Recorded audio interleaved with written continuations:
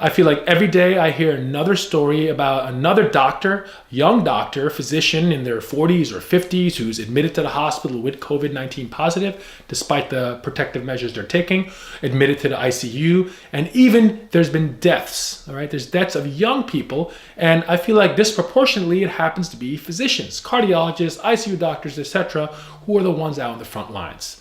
What is going on here? So I'm sure you have heard from various news stories about healthcare workers across the United States that are pleading for protection for ourselves while we're out there taking care of this disease, COVID-19, from the SARS-CoV-2 virus out on the front lines. Why? Because a lot of us don't really feel we're adequately protected. Now, the problem is nobody really understands everything about this virus. It's a novel virus, right? So it's new. And it's aggressive. It's caused a pandemic super fast across the world. So anybody who thinks they know exactly how to prevent the transmission of this is incorrect, because the reality is we don't know. Even the CDC website is vague in the absolute ways on how to practice PPE or personal protective equipment. That's the masks and the gowns that we wear. When to use these N95 respirator masks, which block those airborne particles from being inhaled, okay? We know that this coronavirus, COVID-19, can be airborne in certain situations, but do we know exactly when, how, and always? My argument is we don't. Now, in the United States, there's a lot of different avenues hospitals have taken in terms of what their policies are for protecting healthcare workers. So there's sort of two different camps at this point. Recently, a lot of hospitals have now mandated that anybody who walks into the hospital, whether you're a healthcare worker or a patient, you have to wear a surgical mask to protect yourself, which is wise. I mean, why not play it safe? Better safe than sorry, right? Look what's going on in Italy, all right?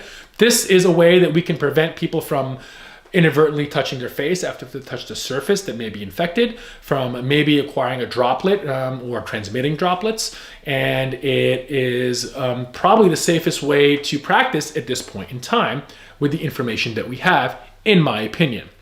These same hospitals, some of them at least, are also saying that COVID-19 positive rooms, you should be wearing an N95 respirator mask.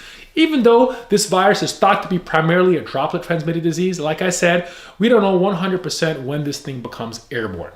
We think we can predict that, such as intubation cases and aerosolized procedures, but I don't think we know for sure. Now, there's some hospitals that are saying that nobody's allowed to wear a mask, a surgical mask, when you're walking around the hospital. That's a little crazy, isn't it? To the point, if you're wearing a surgical mask walking around the hospital, some of these institutions will reprimand you. They will write you up, they will ask you to go home, and in some cases even fire you. That's ludicrous. They're just trying to protect themselves as healthcare personnel in this arena of uncertainty and fear. And now they're being reprimanded for that. Why? Because most of the comments I get on my Instagram is because the administration fears that it's going to make patients and visitors worried and scared. It's going to make the virus look worse than it really is. Guess what? It is that bad. And it's going to cause anxiety to other people not wearing masks. I mean, look what happens during the flu season, right? In the flu season, if you don't get a flu vaccine for one reason or another, maybe you're allergic or whatever, you have to wear a mask. All right, they're mandating you to wear a mask. In this situation, this COVID-19 virus, which is way worse than the flu, more contagious, they're saying you cannot wear a mask. Does that make any sense to anybody? Because it doesn't make sense to me. Let's take a quick look what happened abroad. Look at China. In China, in Wuhan, China, where this thing broke out, initially up to 40% of these infections were hospital acquired, almost all of them to healthcare personnel, doctors, nurses, and people who work in the hospital. And this is after they've been practicing droplet precautions, right? Droplet precautions, again, means regular surgical mask, gloves, gown, etc., in the proper, sequence and technique. Now, after they brought in the outside physicians, they put everybody into these hazmat suits and PAPR hoods. These PAPR hoods are the ones you see with the plastic shield and the full-on hood to protect themselves from anything airborne, droplet, etc. After that, there was zero hospital-acquired infections. Let's take a look at Singapore. And this was discussed by Atul Gawande in his New Yorker article. If you haven't seen that, I highly recommend you read it. I'll link it below. And in Singapore, they flattened their curve really quick. And they had zero, almost zero to my understanding, hospital-acquired infections by healthcare workers. What do they do? Well, aside from aggressive hand washing, cleaning all the surfaces with disinfectant in between every encounter, they utilize surgical masks for every encounter and while they're in the hospital, all right? And every COVID-19 positive or suspected patient, they utilized an N95, all right? So they were aggressive and they got the job done, in addition to all the social distancing that we're also doing here. So why can't we follow the lead from what we're seeing over there, over here?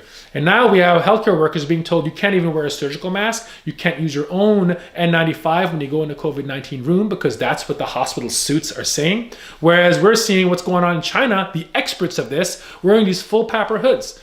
I don't understand it. Again, we're just trying to keep ourselves protected so we can take care of these patients. My stance is we got to keep ourselves protected. I understand there's a shortage of N95s, but again, we can reuse these up to 5 times. And frankly, I'd rather use an N95 a 6th time with a surgical mask on top of it, rather than risk myself from an infection by downgrading my mask if I think the risk is there. So again, this is my personal opinion. Obviously, nobody really knows what they're doing because the policies for hospitals are all around the map from one end to the complete opposite end. The CDC, I don't think, knows what they're doing either.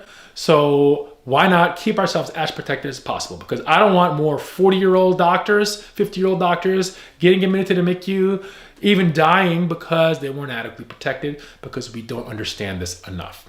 So please, if you are a hospital administrator out there, think about your staff, your doctors, your nurses, keep them protected because we're the ones who are trying to protect everybody else.